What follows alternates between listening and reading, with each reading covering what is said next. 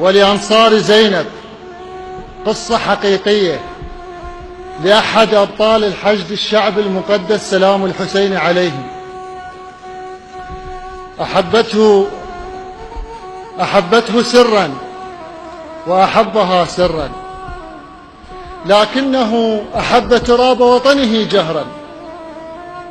وعندما عصف بها الشوق وطال انتظارها له بعثت إليه برسالة وهو في سوح القتال، قالت له: إلك نية ترد مو كالزلوف الشيب، إلك نية ترد مو كالزلوف الشيب، اليم الله كل غروب تسيوره، يغافلني الدمع يوصل الراق العين وانا بنص خوتي وعيني محظوره. إلك نية ترد مو كالزلوف الشيب، اليم الله كل غروب تسيوره، يغافلني الدمع يوصل الراق العين وانا بنص خوتي وعيني محظوره، واحط شعري ستر وترس شليل دموع، حديثه ونشغة بهايم ومستوره، استحي من الله من اصلي وبالي مو وياه، استحي من الله من اصلي وبالي مو وياه، ارتب صورته وبالي لك صوره، عين الجبلة الله وعين للشباك،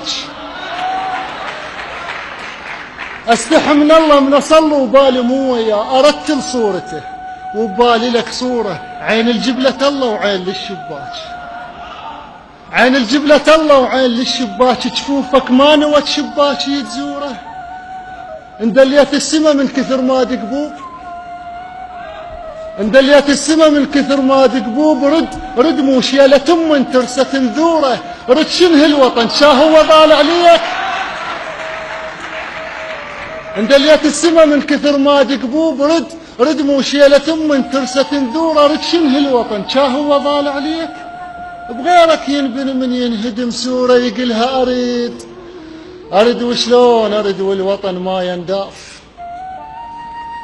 أرد وشلون أرد والوطن ما ينداف، بشباب وحرمت شربة على حوصلتي، أرد وش ما غبوي شلون أقطف عليه، اللي بزود التعب ما جاس خاصرتي، ونفرض رترد شاطاسة أم شلون شترسها من أرد ما ظل ندى بقصتي، أرد وشلون أرد والوطن ما ينداف، بشباب وحرمت شربة على حوصلتي، أرد وش ما غبوي شلون أقطف عليه، اللي بزود التعب ما جاس خاصرتي، ونفرض رترد شاطاسة أم شلون شترسها من أرد ما ظل ندى بقصتي، شقلها الناشدة هاي يمه شو رديت، اي يمه اعتذر ما رضت صاحبتي،